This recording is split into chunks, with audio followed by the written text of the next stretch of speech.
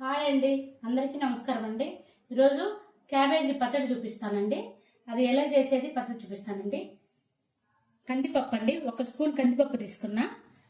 పచ్చి కొబ్బరి అండి, ఇది కొంచెం తీసుకున్నాను కొబ్బరి. ధనియాలు, జీలకర్ర, మెంతులు అండి, కొంచెమే మెంతులు. చింతపండు కొంచెమేనండి, 2 రెబ్బలు తీసుకున్నా. ఎండుమిరపకాయలు 10 తీసుకున్నానండి. పచ్చిమిరపకాయలు 10 తీసుకున్నా. 1 టమోటా తీసుకున్నానండి.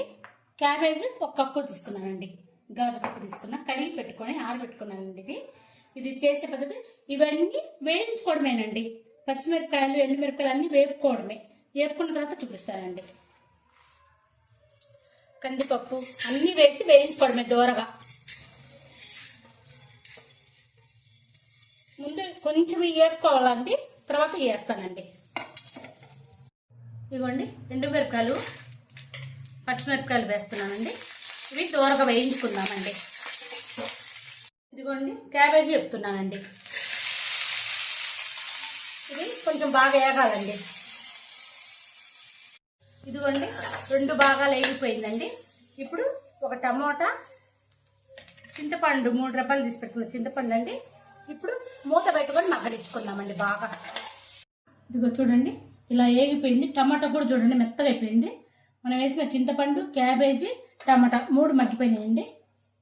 ఇవి కందిపప్పు, ఇవి ధనియాలు, కొబ్బరి, జీలకర్ర, మెంతులు అండి. ఇవి మిక్స్ చేసుకుందామండి కాస్త. ఇదిగోండి, ఇలా మిక్స్ చేసుకున్నాను. మనం ఇవి వేయించుకున్న ఎండుమిరపకాయ, పచ్చిమిరపకాయ అండి. రుచికి తగ్గట్టు ఉప్పు అండి, చిన్నులపాయ. ఉప్పు కారాలు టేస్ట్ని బట్టి చూసుకోండి మీరు తినేదాన్ని. ఇప్పుడు క్యాబేజీ అండి. నీళ్లు వేసుకోకూడదండి, ఇది గట్టిగా ఉండాలండి, టేస్ట్ బాగుంటుంది. నీళ్లు పడకుండా మిక్స్ చేసుకొని సరిపోతుంది. కచ్చపచ్చగా వేసుకుందామండి. ఇది మెత్తటి పేస్ట్ కాకుండా కొంచెం పలుగ్గా వేసుకుందాం. ఇదిగోండి, తాలింపు కాయలు పెట్టుకున్నానండి. చిన్నులపాయ, ఎండుమిరపకాయ, జీలకర్ర, కరివేపాకండి.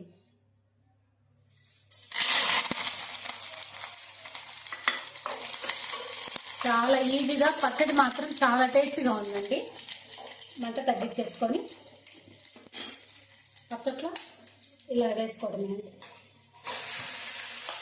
నేను పచ్చగా వేసుకున్నానండి. అక్కడక్కడ ఇది క్యాబేజీ పలుకులు తగ్గుతున్నాయండి. చాలా టేస్ట్గా చాలా బాగుంటుందండి. ఇది అన్నం లేకి చాలా బాగుంటుందండి. ఇదిగో చూడండి,